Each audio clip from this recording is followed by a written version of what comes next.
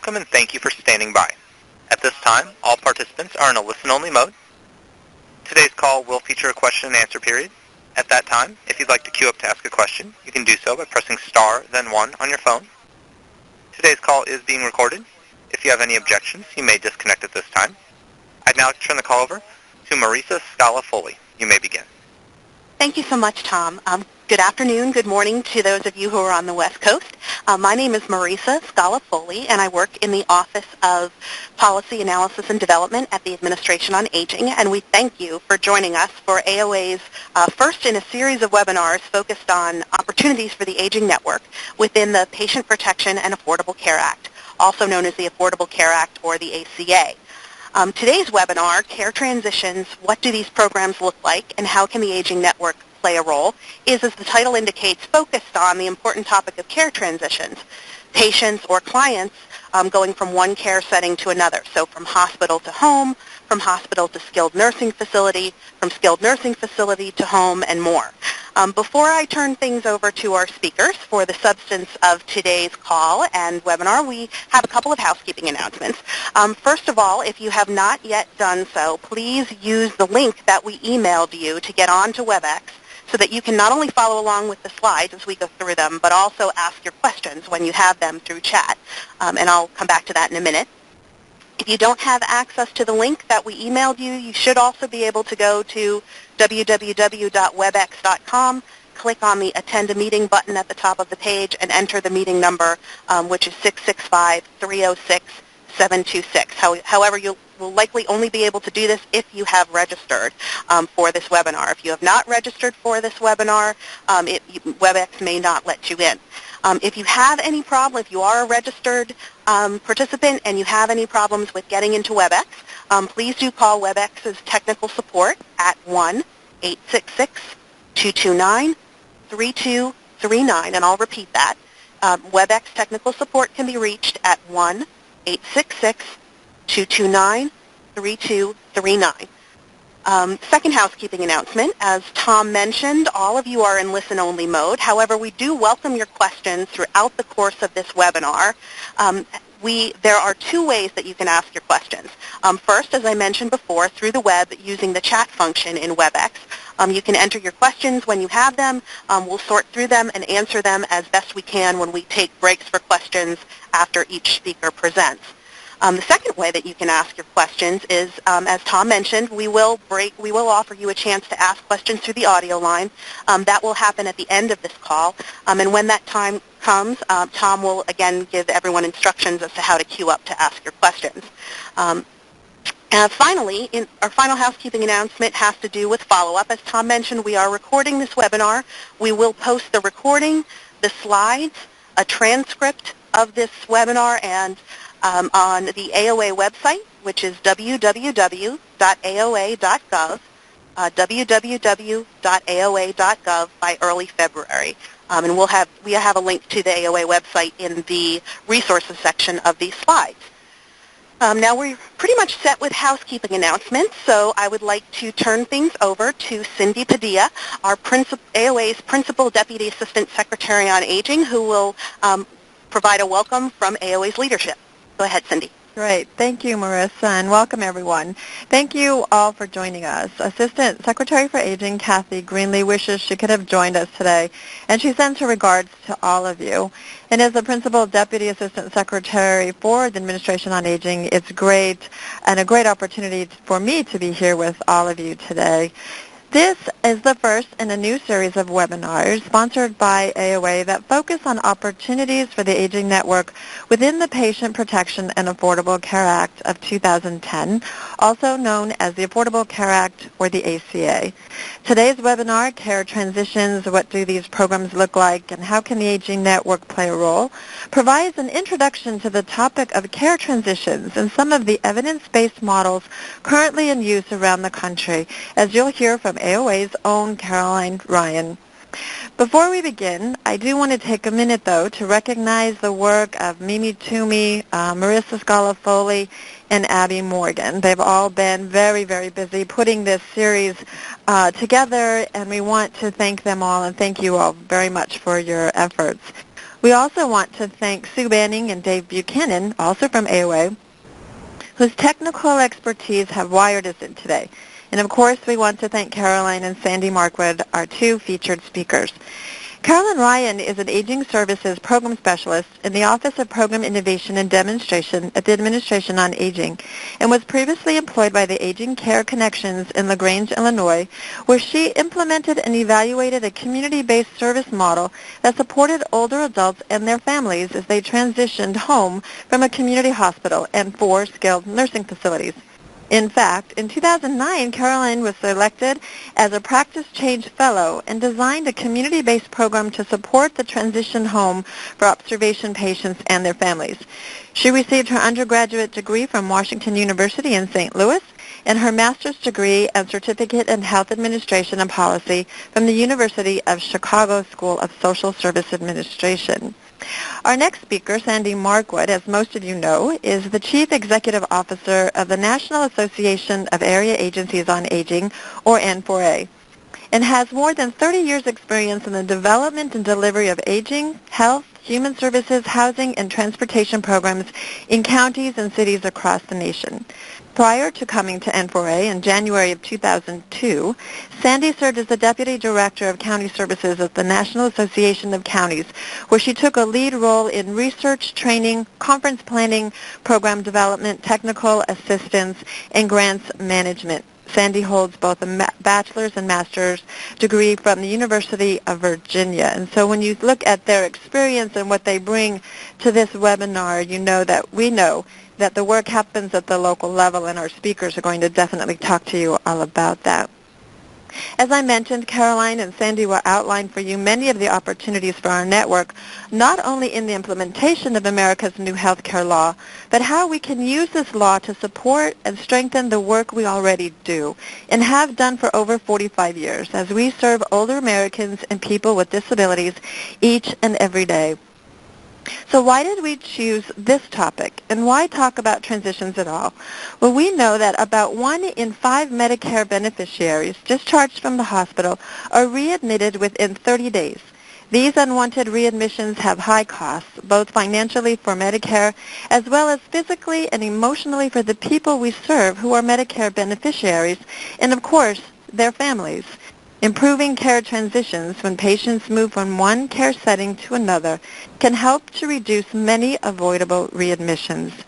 Section 3026 of the Affordable Care Act authorizes the Secretary of Health and Human Services to establish a community-based care transitions program under which the Secretary will provide funding to eligible entities that furnished improved care transition services to high-risk Medicare beneficiaries. So why is this important to the network? Well, priority for funding under the community-based care transition program will be given to programs administered by AOA and those that provide services to medically underserved populations, small communities, and rural areas.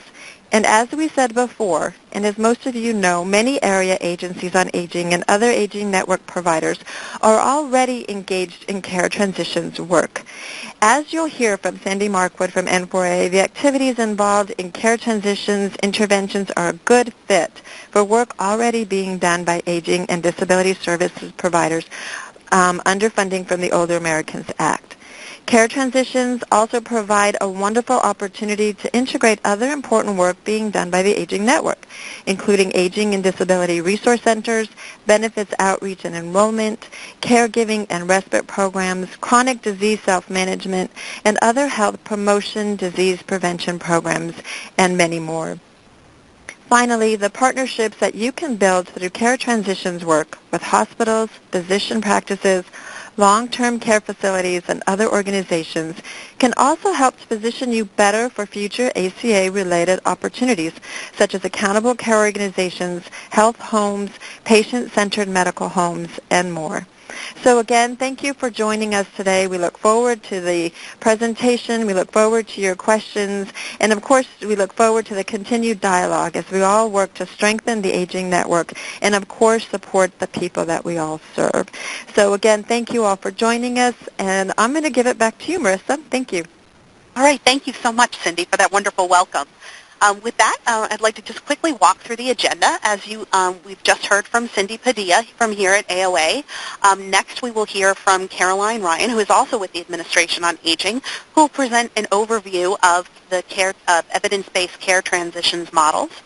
And then finally, we'll turn things over to Sandy Markwood from the National Association of Area Agencies on Aging, or N4A, who will talk about care transitions and the Aging Network and the opportunities for the network for care transitions work.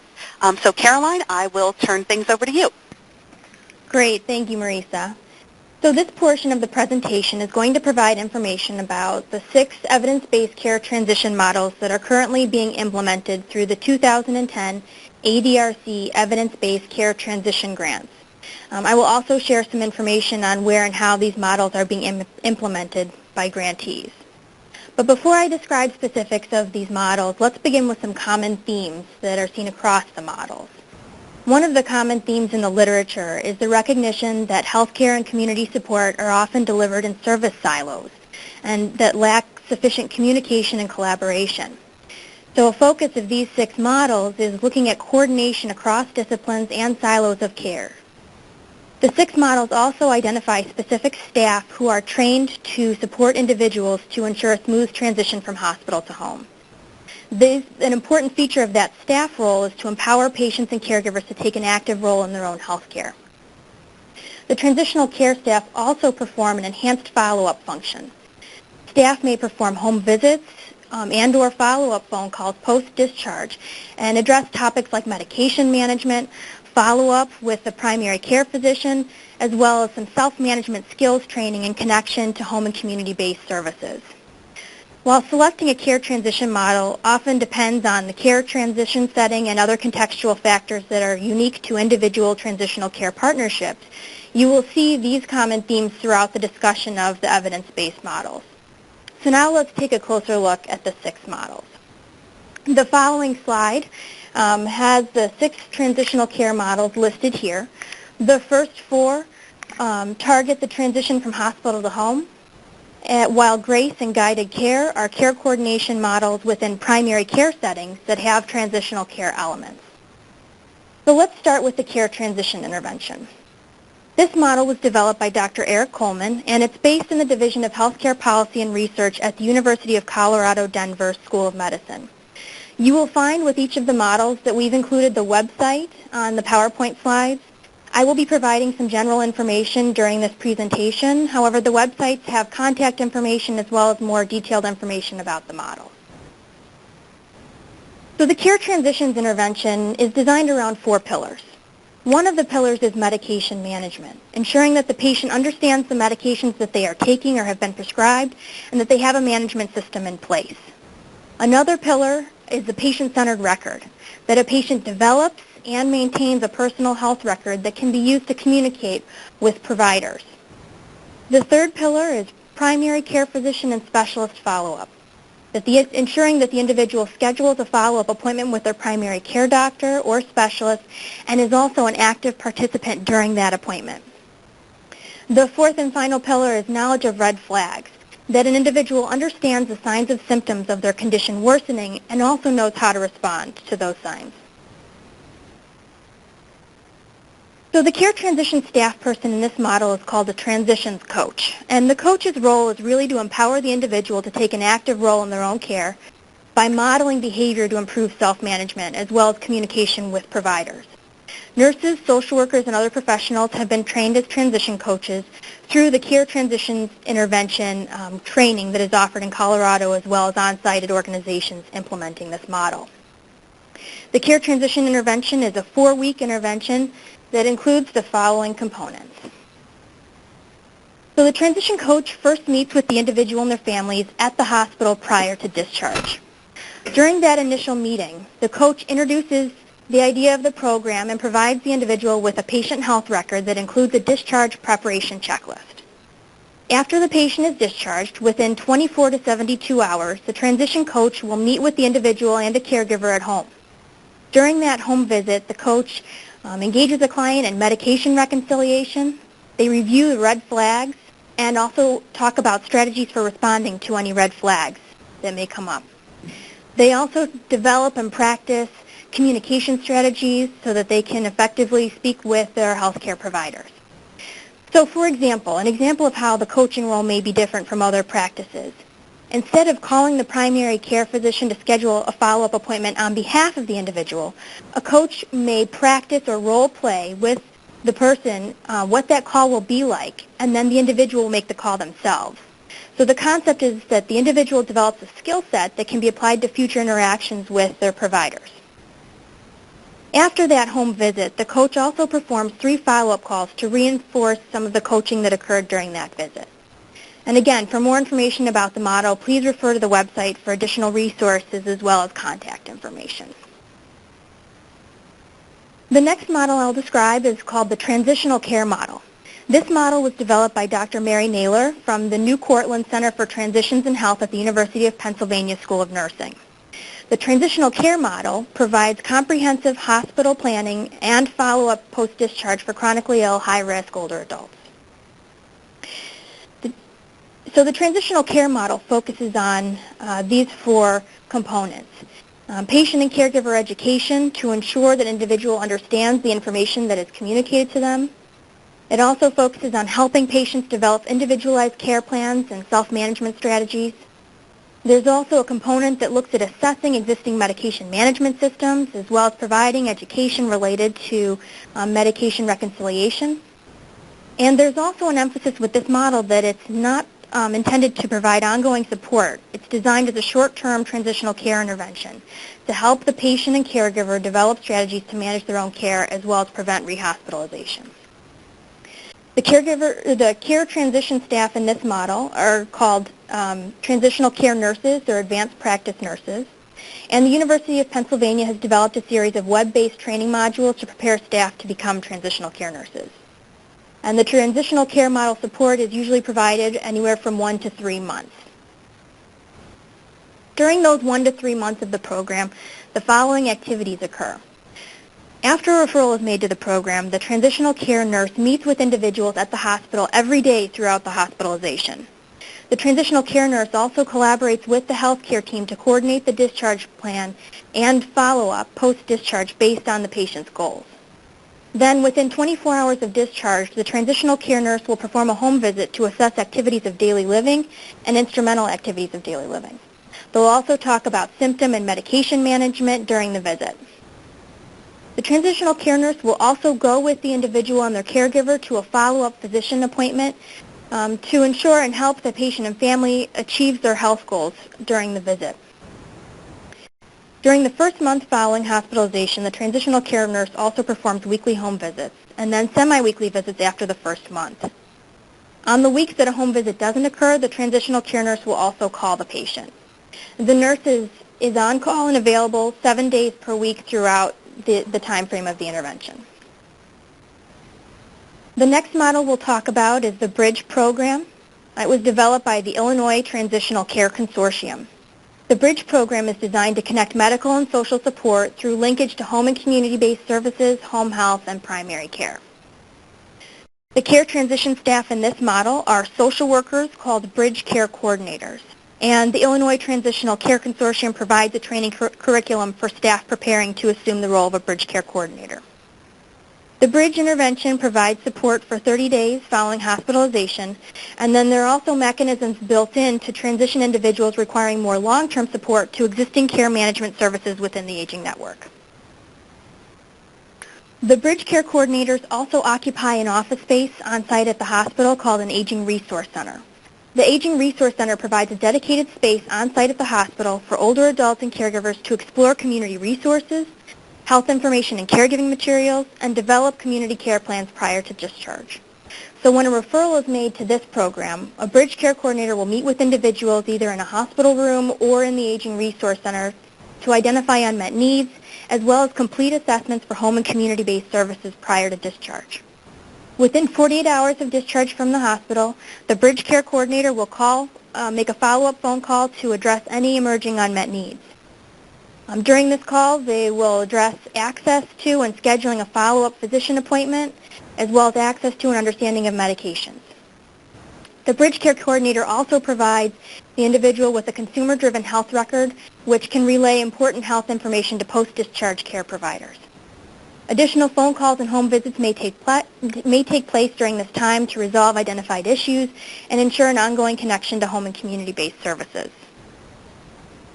At the end of this intervention, the Bridge Care Coordinator will contact the individual 30 days post-discharge to track their progress, address any emerging needs, and provide connection to long-term support in the community if it is needed. The next model, BOOST, was developed by the Society of Hospital Medicine, and has a slightly different format than the other models I've described thus far.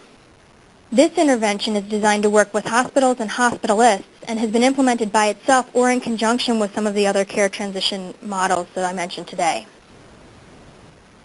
BOOST provides an intervention as well as an implementation guide to help interdisciplinary teams redesign the workflow at hospitals, as well as plan, implement, and evaluate care transition interventions.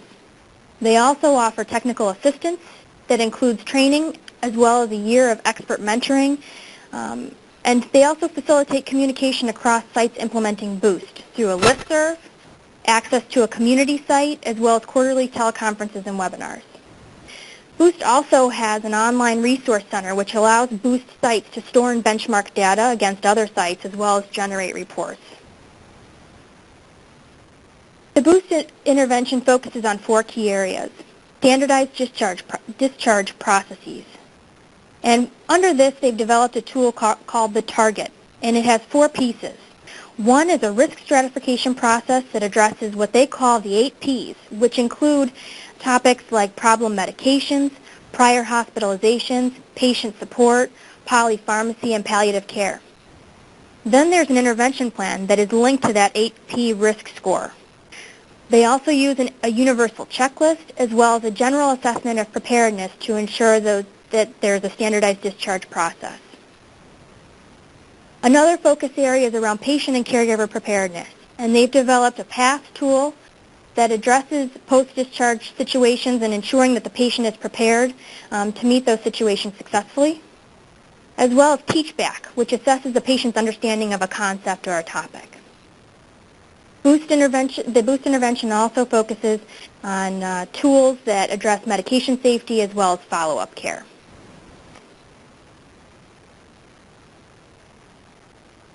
The next model we will talk about is GRACE.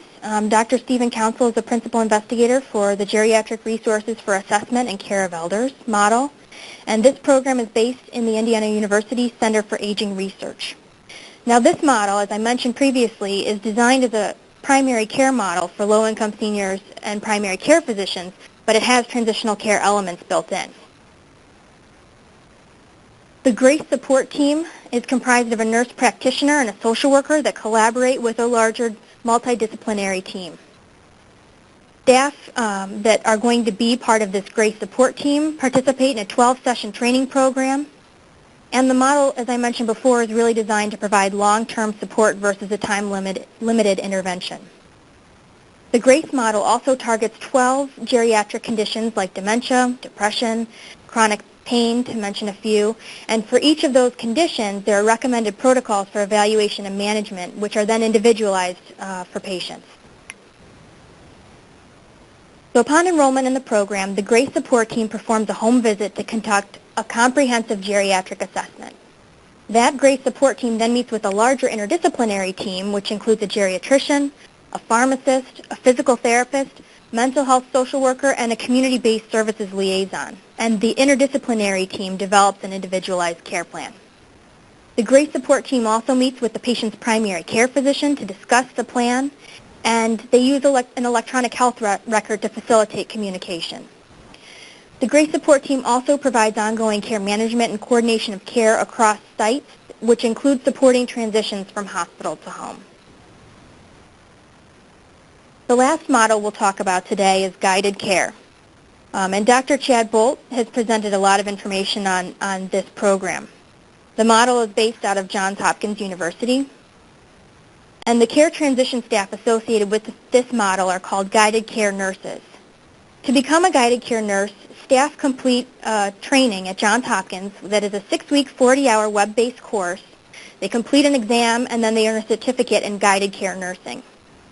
Now, the guided care nurse is also based in a primary care office and works with patients and their families. The nurse assesses patient needs, they monitor conditions, they educate and empower the patient and the family, and work with community-based agencies to ensure that the patient health care goals are met.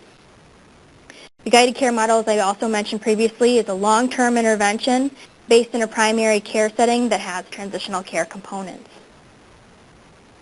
So the guided care program also begins with an initial home visit with the patient and the primary caregiver. The guided care nurse, as I mentioned, completes a comprehensive assessment and also asks the patient to identify their most important priorities for their health and quality of life. This assessment information is then combined with the evidence-based recommendations to create a care guide that lists the plans for managing the patient's chronic conditions. This care guide is reviewed with the primary care physician, the patient, and the caregiver, and is also given out to other healthcare professionals that interact with the patient. The guided care nurse also makes monthly phone calls and uses motivational interviewing to encourage an active participation of the participant in their care. They also make referrals to chronic disease self-management programs. When an individual is admitted to the hospital or short-term rehab, the guided care nurse will coordinate the efforts with the healthcare providers at that site, share the care guide, and facilitate smooth transitions from hospital to home. The guided care nurse also provides support to caregivers and facilitates a connection to home and community-based services. So now that I've described these 6 care transition models, I'd like to share some information about how these models are being implemented through the 2010 ADRC Evidence-Based Care Transition Grants. Hey, Caroline, before we get to that, we've gotten actually a couple of questions that I think we might want to answer before we move on to talking about the care transition grants, if that's okay with you. Sure, let's go ahead. Okay, great. We got a question from Pam who asks, with regard to the Coleman model, the care transitions intervention, what are the qualifications for a care transitions coach? Could a volunteer be trained to do this?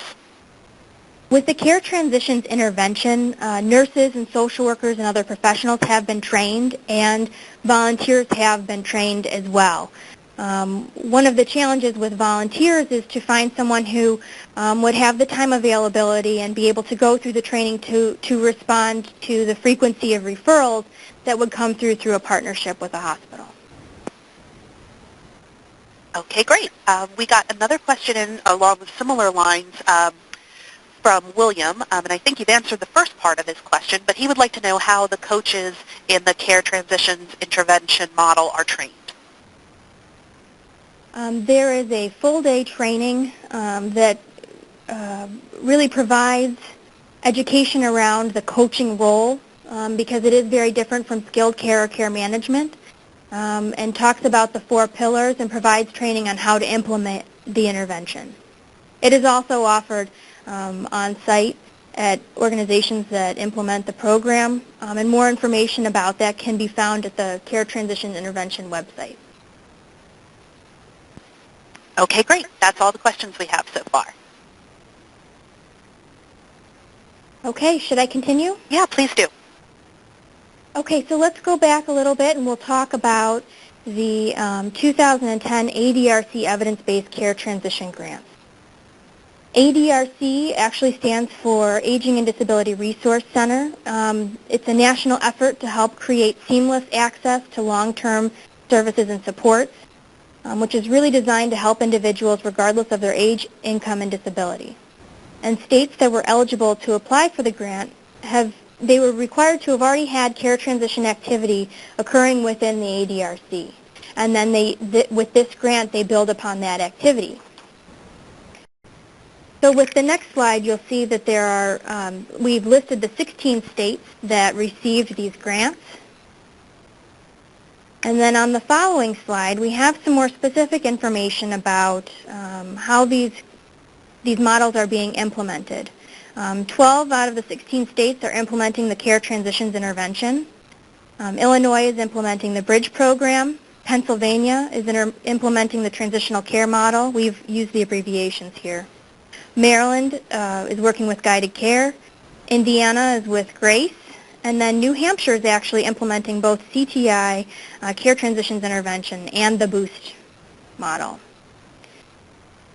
We've also provided some information about how long it took for hiring and training staff, as well as the estimated number of patients to be served. For more information about these care transition activities, we have listed some information at the end of this PowerPoint presentation with links to be able to share some more information on these activities. Are there any questions? Carolyn, could you talk a little bit more about the piece in this chart that talks about the target population? You mentioned that there are 14 of 16 targeting measures in place. Could you elaborate a little bit more on that? Sure. So depending on the grantee, they've identified maybe specific diagnoses that they're targeting with this intervention. There may be an age range of individuals. It could be from 0 to 100 or focusing on an older adult population. It just depends on the grantee. So it's targeting different criteria for implementing these programs. As these programs, if you look into the different models, they do identify certain criteria or risk assessment strategies to identify who might be most appropriate for these interventions. One size does not fit all, and so, you know, it's really about targeting the intervention and who might benefit from the program. Great. We've gotten a couple more questions in. First from Pearl. Actually, now we've gotten several questions in, so we'll take them one at a time. First from Pearl, who asks, are these grants, are they statewide grants or projects, or are they localized? They're statewide grants. So we've listed the 16 states that received the grants and then are being implemented through ADRCs within the state. Okay, and we got another question from Scott, who asks, how do you ensure that that these interventions, that they're handled in a person-centered manner where the person, the patient or the client, is in charge of decision-making rather than the coach or the nurse or whomever the professional or volunteer is who's assisting the patient or client? Great question. And what you'll find if you pursue some of the additional information about these models is that they are patient-centered and family-centered. The coach is designed to empower the patient to assume an active role in their health care, and that theme echoes throughout a lot of the other models, that they're put in the center of care, that their wishes and their goals are highlighted and reinforced throughout the process. They keep coming back to what is the patient's goal, which may not be the same as the healthcare team's goal or the community-based support. So the focus is really on identifying, keying in on what the patient's goal is and trying to help facilitate that process of reaching the goal. Okay, let's see. We got another question in from Nancy, who asks, are these models of transition in addition to Medicare skilled care, or are they replacing Medicare skilled care when the client goes home? It's not replacing Medicare skilled care. These models really look at enhancing that transition from hospital to home, and they work in conjunction with skilled care services. So some folks may not actually receive skilled care, Medicare skilled care, but may be eligible for a transition program. Otherwise, the models actually work quite nicely hand in hand with skilled care and often facilitate a lot of communication between a home health team as well as the transition team. It's all about collaboration and communication across the different care sites and disciplines. Okay, great. A couple more questions. We got a question from Anne who asks, with regard to this chart, are the 200 to 800 number of patients for all 16 states or for each state? It's for each state. That just gives you an estimate and an average. And it's a 2-year process. So that would be 200 to 800 within 2 years. Okay, great. Another question we got from Barry.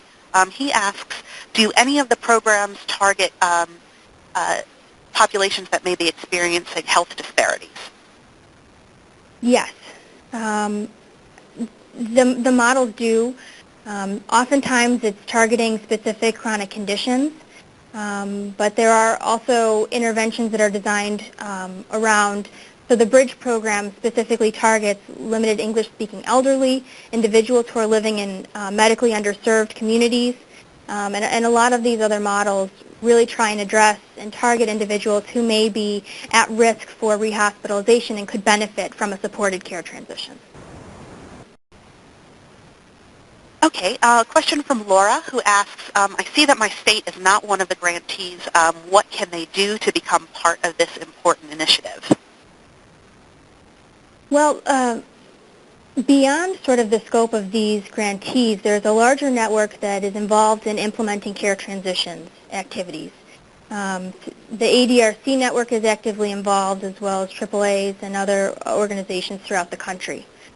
So if you are interested, one option would be to visit the website, the ADRC website, which is linked. It's one of the slides at the very end of this presentation. There's a lot of information about care transitions and AOA's role with care transitions on that website, as well as a link to a care transitions work group and other information sharing opportunities. Great. Another question from Pam who asks, which of these interventions would be appropriate for transitioning from skilled nursing facility to home or to from skilled nursing facility to assisted living rather than from hospital to home? Sure. And when I say hospital to home, I mean it broadly across the spectrum. So someone may transition from hospital to short-term rehab to home or directly from hospital to home. And these 6 interventions really focus on the continuum of care. So looking at if someone is transitioning from the hospital to short-term rehab, that connection is still there to have that next transition supported as they return home, or if they transition to an assisted living, independent living scenario. With GRACE and guided care, because they're located in a primary care setting, they start sort of in the primary care office, and then if someone transitions to the hospital, they work with the discharge team to facilitate the transition to the next setting. With these other models, I've seen them implemented out of skilled facilities as well as the hospital. So there is some flexibility in the site.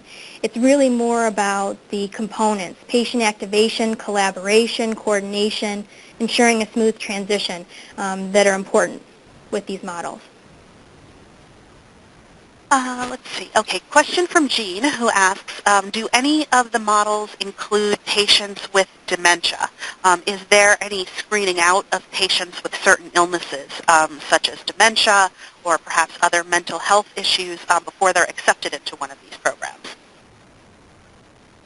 Some of the programs have targeted individuals who they may be more relevant for individuals who are able to activate in their own care, or if they have a caregiver or someone that can assume that role on their behalf. Other models, the BRIDGE program, guided care, and the GRACE model have opportunities for some more of the care coordination and support for folks who may not be able to activate and take a very large active role in their own care. Okay. Let's see. We got a couple more questions, and then I think we'll turn things over to Sandy, and we'll try to answer some more questions at the end of this. Let's see. We got. Sorry, got to scroll through. From Dave. Dave asks, are any of these 6 models working in rural areas, say under 50,000 people in population? The grantees are actually applying these models in rural areas. So yes, it is possible. And this really provides a framework. What I've talked about today is sort of the key components of the models. And then what you'll find is that, with our grantees as well as with others, that they have looked at applying these models and maintaining model fidelity, but applying them to different environments and settings. Okay, we got a couple of questions actually related to cost, and so let me see if I can sort of put them together. We had a question with regard to the cost, sort of the average cost per patient across the models, and I think, Caroline, am I correct that each of the models sort of has their own cost estimates in terms of, what it costs sort of to go from beginning to end in terms of the intervention?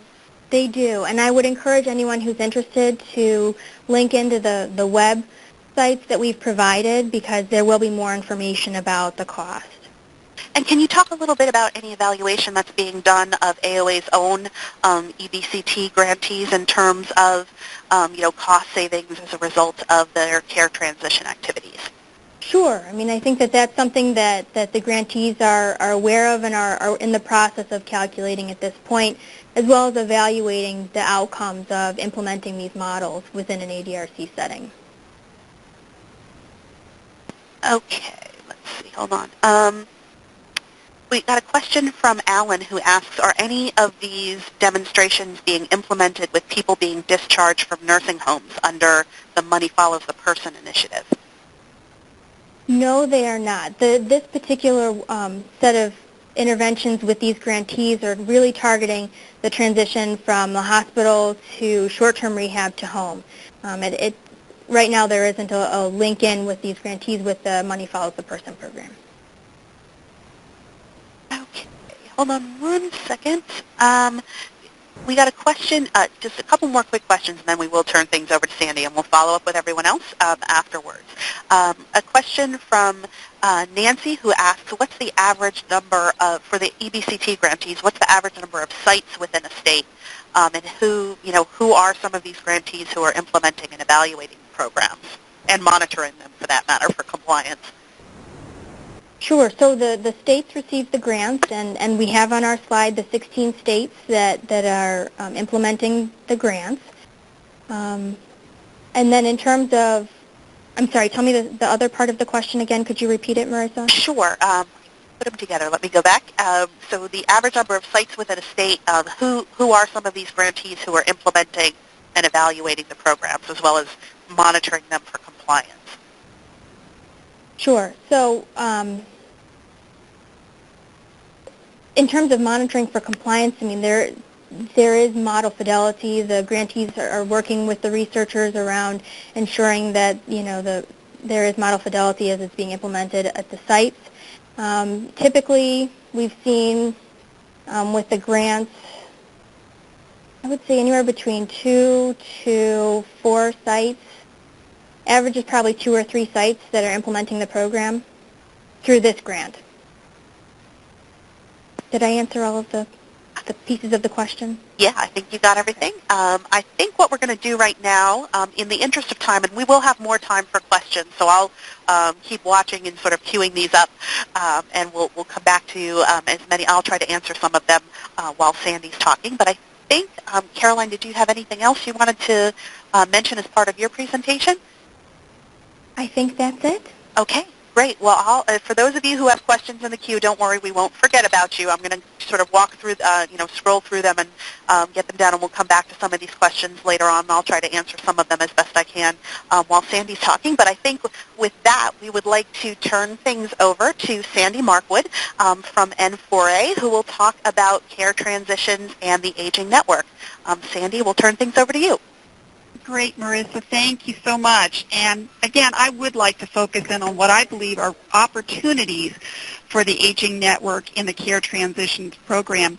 And as Cindy Padilla said in her welcome, the issue and involvement of the Aging Network, AAAs, ADRCs, in care transitions is not foreign to the Aging Network. There are many AAAs and ADRCs who are already engaged either formally or informally in care transition programs. But I'd like to start out by focusing in on why the Aging Network, I believe, is so critical to care transitions. And first, I think we need to recognize the unique and trusted position that the Aging Network has in the community and has had for 40 years, and that the Aging Network is a very credible resource and viewed as such by older adults and their caregivers, and especially in accessing that critical, trusted position in a time of need or crisis, which often occurs when someone is leaving a hospital and returning home. I think another key point is the fact that the Aging Network has intellectual property. You have the Aging Network has programs and services that are in place and can be replicated and drawn upon to be able to meet that care transitional need. Also, there is no one at the local level, no one at the community level who knows the needs of older adults and caregivers like the Aging Network. And as such, in the work that the Aging Network has done for the past 40 years, you've done that work by contracting with the right service providers at the community level who you trust, who the Aging Network trusts to reach out and to serve the needs of older adults. You know who the best service providers are. You know how to set up contracts to ensure that the needs of older adults are met. And that's very powerful. That's a power broker position when you're looking at being able to meet the multiple needs that an older adult would have as they leave the hospital and they need a myriad of services and supports to be able to stay home successfully. And also, again, you have service provision skills on how to contract and to ensure that those needs are met, and also how to assure the quality and the outcomes that have resulted in a track record of success for the Aging Network. But then I'd like to turn around and look at why care transitions is so critical to the Aging Network, why it's critical to the core mission of what we do. And when we look at our core mission of maximizing independence for at-risk populations, really there is nothing that speaks so clearly to the need of care transitions. We're looking at trying to meet the needs for independence, for health and dignity of people as they leave hospital settings and return home, and to ensure that they return home successfully. We're also looking at the need to engage the Aging Network in a changing long-term care landscape. And we have been doing that, building and enhancing our position for many, many years in this arena and expanding the role that the Aging Network plays in home and community-based services. And care transition is just another opportunity in that changing landscape. Also, as we look at care transitions, it can afford a new revenue stream for the Aging Network, whether it be a revenue stream for private pay clients or for contracts with hospitals as they try to develop more robust care management programs, care transition programs. As we're also looking too about not just meeting the needs of new clients, but also recognizing that when we're looking at 1 in 5 older adults being readmitted to the hospitals within 30 days, many of those clients, many of those patients are already our clients. And many of them are involved in maybe 1 or 2 of our programs, but this puts them in a different context when they need care transitions to be able to provide services and supports that meet their needs at that point in time.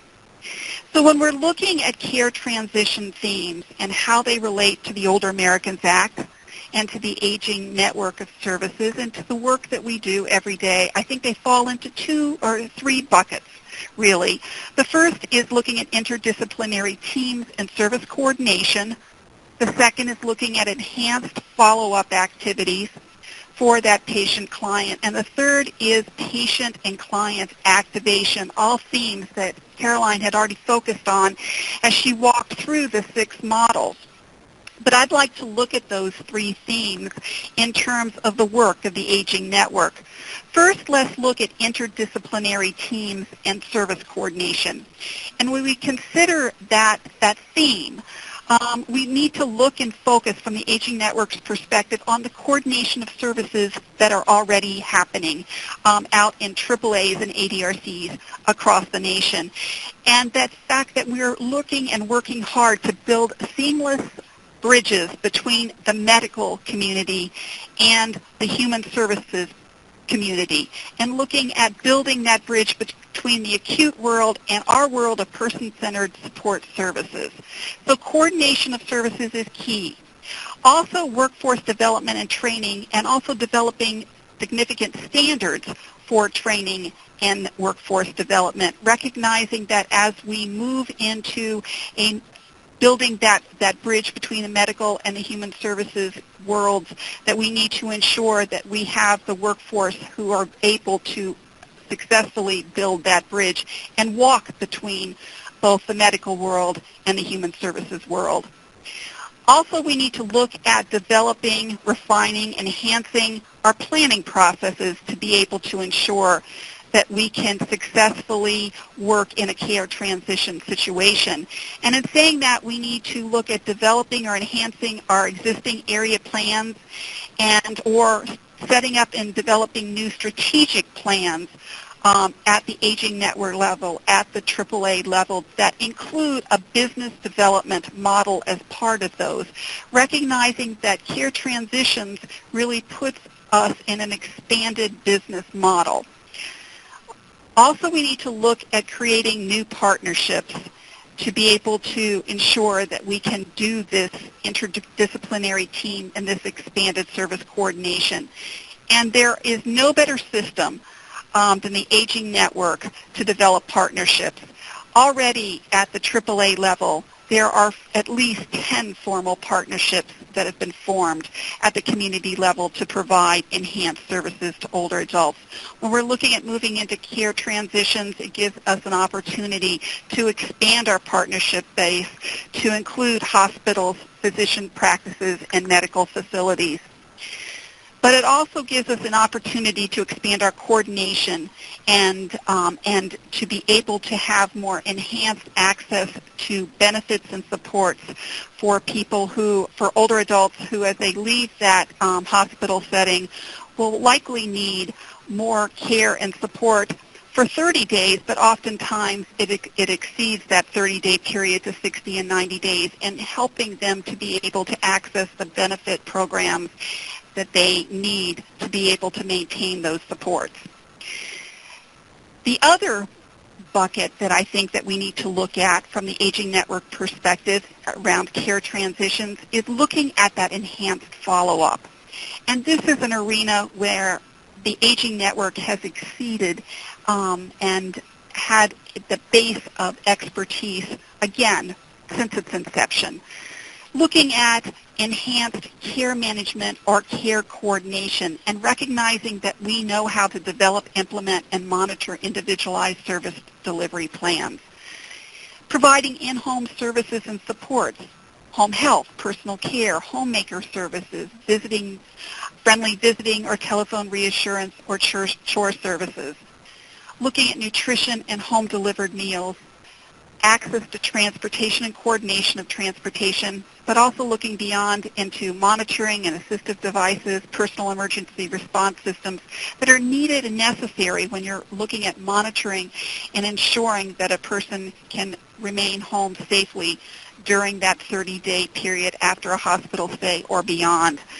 And we've already heard through the 6 models how important medication management is, but that it's also an opportunity to be able to reach out and to do disease prevention and health promotion activities that the Aging Network is already engaged in through health risk assessments, chronic disease self-management programs, the myriad of evidence-based programs that are delivered at the community level, as well as home injury prevention and screening. The third bucket is really looking at patient and client activation and recognizing that an older adult may be a patient in the hospital, but once they transition from the hospital to the home setting and they start activating supportive services, they become the client. And in looking at that is to be able to provide a comprehensive patient-client assessment, and in that assessment to ensure that we include home assessments and caregiver assessments, because when we're looking at trying to meet the needs of that individual to be able to stay home, to remain home successfully, the home setting is critical to that, as well as the needs and support that the caregiver can provide. So looking at that comprehensive assessment, but also recognizing that as we look at activating the patient, is that we need to ensure that we do it in a self-directed way and look at, as many of the models that Caroline had focused on, looking at coaching the client to be able to meet their own needs, not just in this situation, this period of time after they've left the hospital, but beyond, to ensure that they're more educated and self-activated patients for their health needs in the future. And doing that, the Aging Network has moved so strongly into self-directed care. And this is just another opportunity for the Aging Network to expand in that arena. And then also looking at health and nutrition education, which has long been a part of the Aging Network service delivery system, as well as benefits, access to benefits, and insurance counseling, which we've done and done well. And in addition to that, it's also looking at supporting the caregiver, the important caregiver who is there and is the backbone of the long-term care system as we know it, but ensuring that they get supported in their needs, they get the appropriate counseling and training.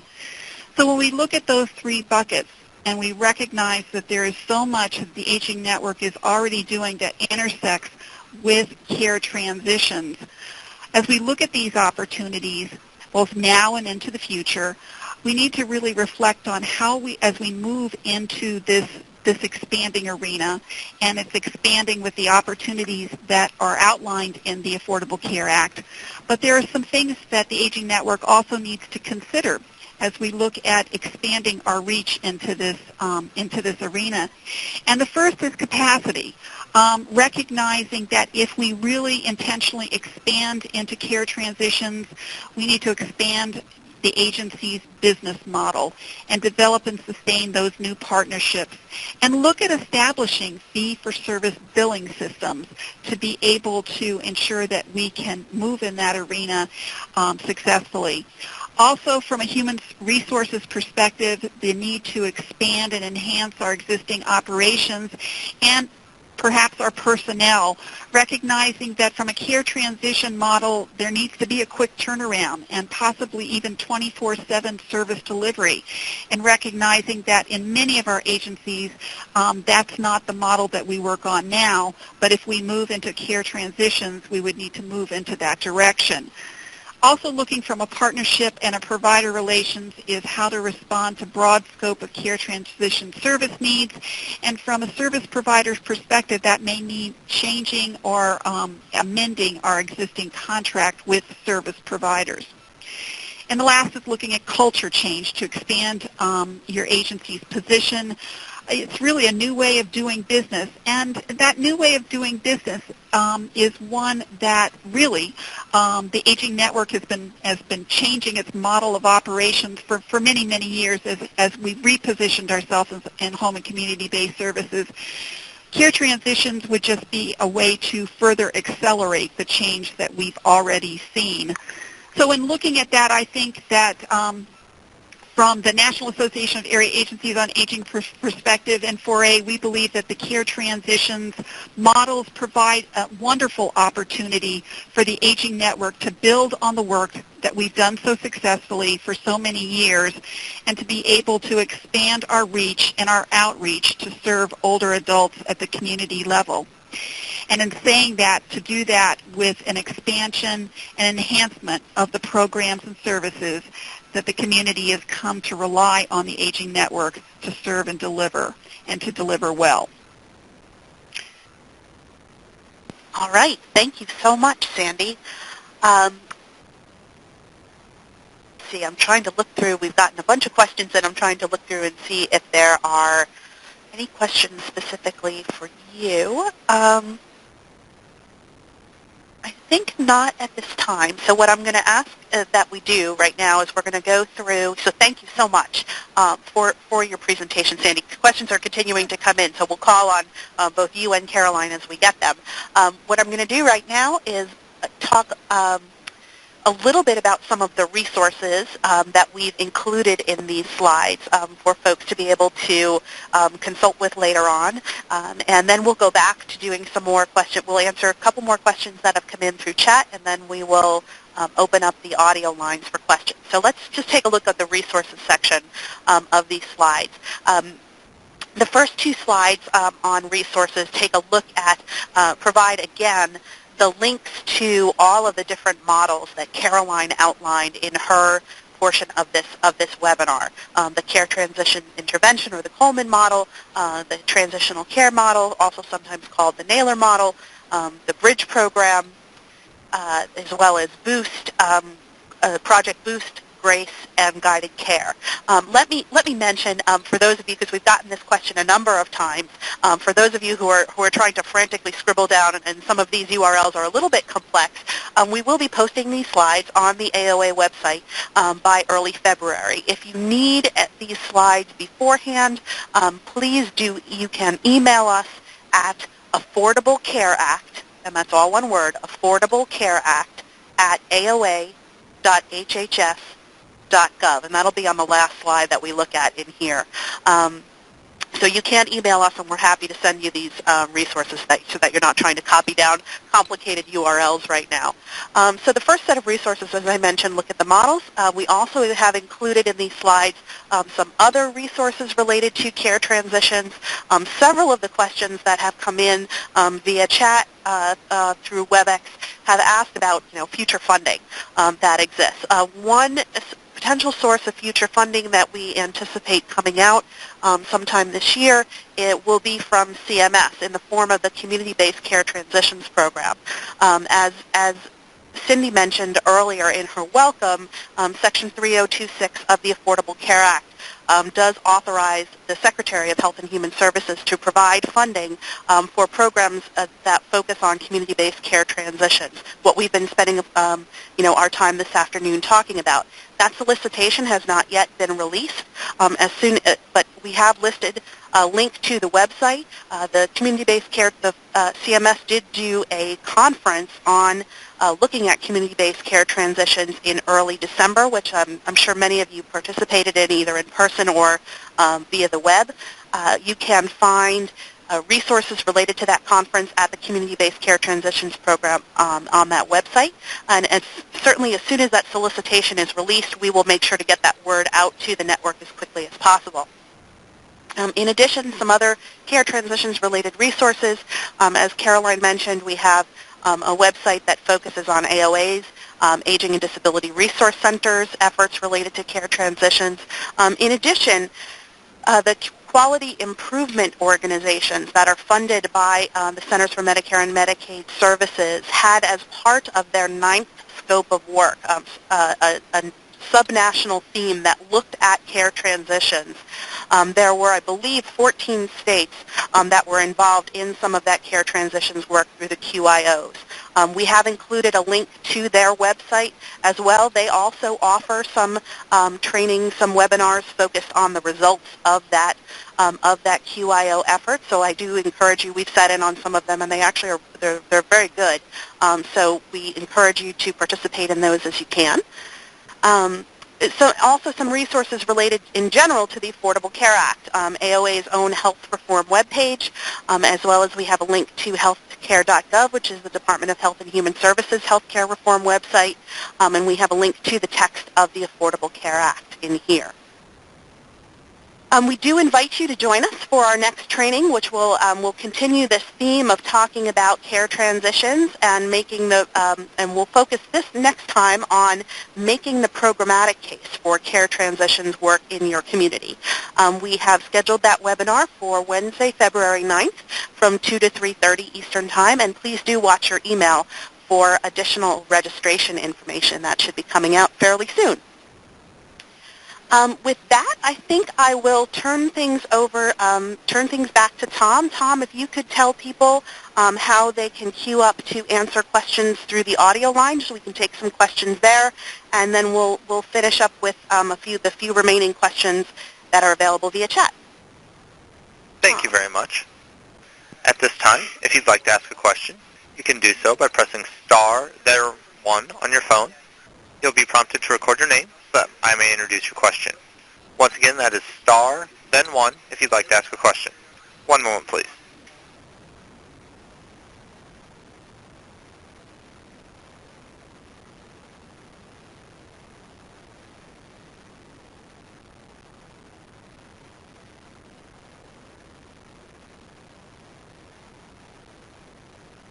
At this time, I show no questions coming into queue.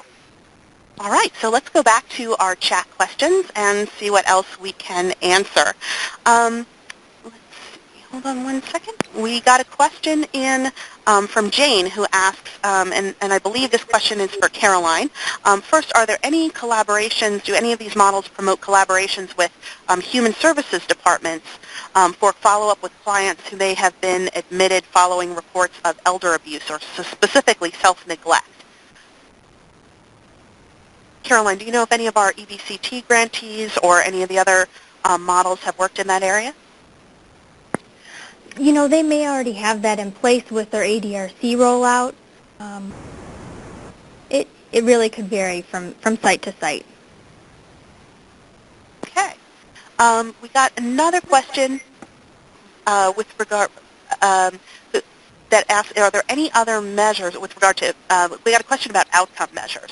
Are there any other measures besides rehospitalization being used to evaluate some of these evidence-based care transitions models?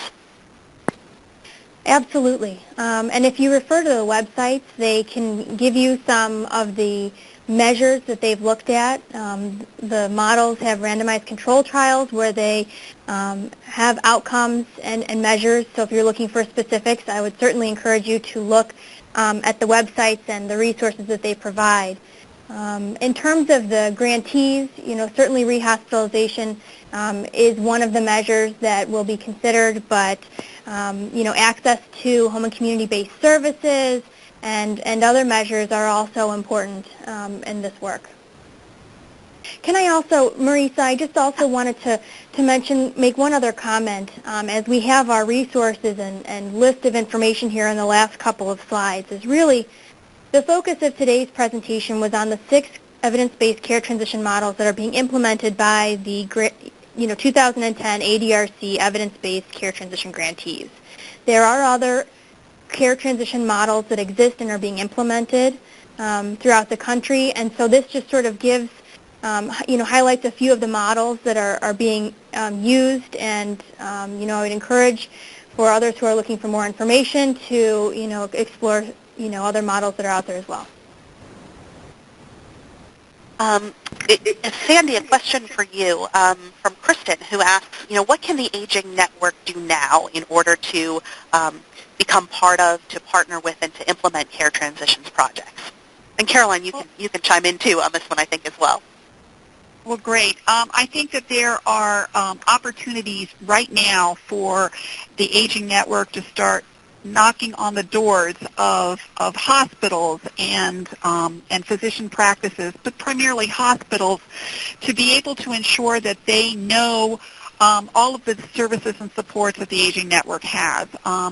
Many area agencies on aging, or ADRCs, have worked with the hospital discharge planners already, but I think that this provides an opportunity to have an introduction at an even higher level at the hospital when you look at the Affordable Care Act, and that down the line hospitals will be penalized if they do not avoid preventable readmissions in that 30-day period.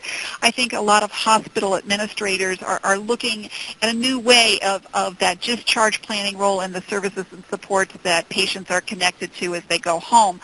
So I think that if you've already knocked on those doors, if you already have relationships, go back in and make sure that the hospitals really know about the broad extent of the AAA network and the services and supports that you provide.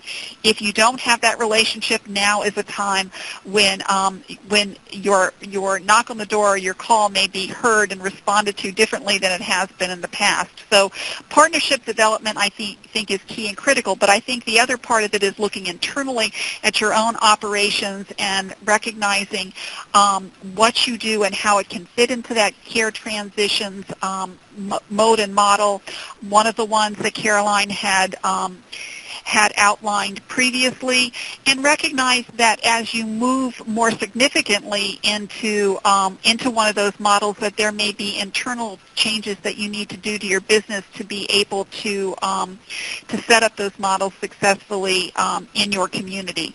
So partnership development, looking internally at how you would need to change your own business operations, I think are two things that you can do right now. Caroline, did you have anything you wanted to add to what Sandy said?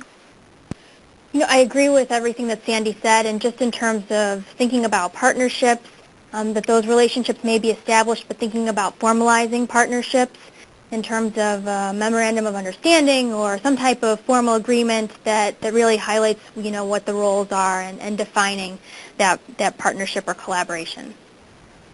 Okay, Caroline, I think this next question in chat is from you, or is for you. It's from Megan, who asks, I thought I heard that some care transitions models were incorporating other evidence-based programs, such as a chronic disease self-management program. Can you specify again which models were encouraging such referrals to or implementation of other evidence-based programs? Some of the models are, but I think also within the grantees, and as we look at care transitions, we're looking at the connection between care transition models and the evidence-based health programs, CDSMP, falls prevention, and they just seem like a natural fit to connect care transitions with that kind of work. Okay, Caroline, we've gotten several questions. I'm going to try to combine them all into one question that has to do with sort of who pays for these models? Are these expenses that are being reimbursed by Medicare, or who's paying for the nurse or the coach who can help patients or clients through these transitions? It's a great question. For our grantees, obviously the grant is compensating those efforts. In terms of a larger scale and implementation, there could be grant funding or, other opportunities for partnership and funding to support the transition staff and the implementation of these models. Okay, great. I think those are all the questions that we have through, almost all the questions we have through chat. Tom, have we gotten any other questions in the queue through the audio line? We do have one question that's come in the queue. Great. The question is from Miriam Rose. That line is now open. Hi. My question is whether any of these 6 models or any others that you know of actually start in the nursing home and without having a hospitalization be the first step, but really start initial contact in the nursing home?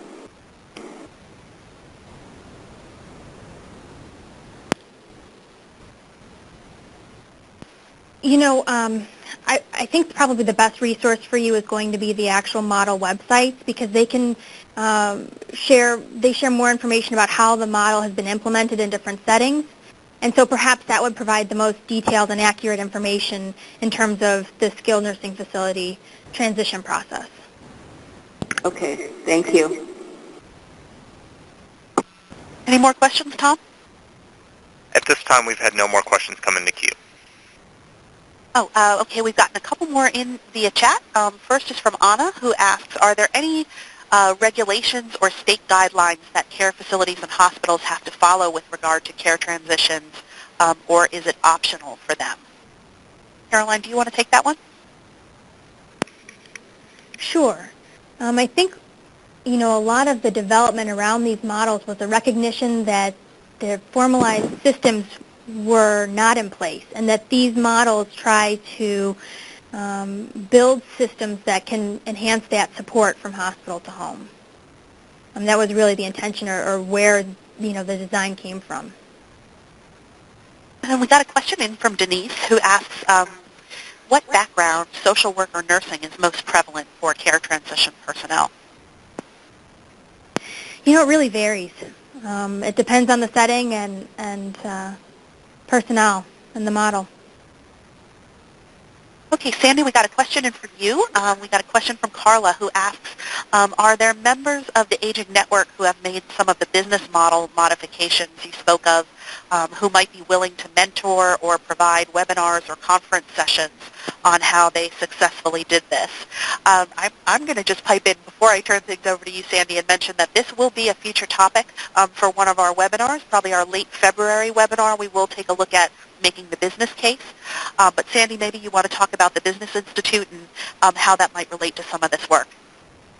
Sure. I think that in recognizing that, as I mentioned, that this really is an opportunity for the Aging Network for AAAs to move into a private pay model, we have been looking and gathering information from a number of area agencies on aging across the country who have developed and are implementing care transition models, and the business systems that they've put in place to do that successfully. So we are gathering that information.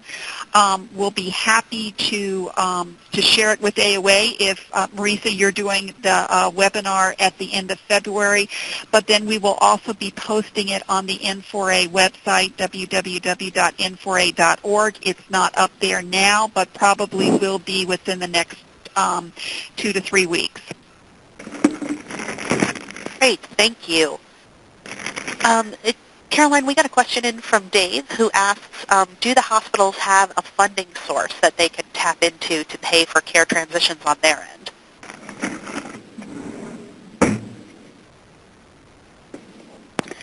It's something worth exploring as these collaborations develop, but it would depend on the setting again. Okay, great. I think, let's see, we are just about out of questions. For several of you who have asked with regard to the URLs of the 6 projects, if you email us at the email address that is showing on your screen right now, affordablecare@aoa.hhs.gov, we can send you either the slides or the URLs for the 6 projects so that you can take a look at those. One of the we got one more question, another question from Marlene, who asks, can we get data on rehospitalization rates for specific hospitals in a community? We are going to be exploring that on our next webinar as part of building the programmatic case, but yes, that data is available through Hospital Compare on the CMS website, so you may want to take a look there. And finally, we got a question in from, I apologize, let me scroll up, from Nancy, who asked a great segue for us to sort of close out things for this webinar. And she asked about AOA's plans to help build the Aging Network's infrastructure and development to be part of care transitions. And that is what this webinar series is all about. We're going to be spending the next webinars over the next several weeks. We have 3 webinars planned, and we'll likely be adding a 4th, we hope, all focused on care transitions and different elements of care transitions in order to help prepare the Aging Network for building the partnerships, finding the data, building the business case for care transitions work in your community. So please do stay tuned to your email for additional information about registering for some of these webinars. We also are planning a toolkit for the Aging Network that focuses on care transitions, and that will include not only what you've been hearing on some of our webinars, but also case studies and other information that can help you to build care transitions, efforts in your community. And so we invite your suggestions, your comments, for future webinar topics, or for things that we can include in the toolkit. Please do email us and let us know what you think and how we can help to better prepare you for undertaking care transitions work in your community. I'll ask Tom one more time if we've gotten any more questions in to the queue for the audio line. At this time, we have not received any more questions. All right. So with that, I think we will close things out. We thank you so much for your participation in today's webinar and for the lively discussion through chat as well as for your questions through the audio line. We do invite you to contact us and let us know how we can assist you as you move forward with your care transitions work in your community, and we look forward to having you with us on future webinars. Thank you so much. That concludes today's conference. Thank you for your participation.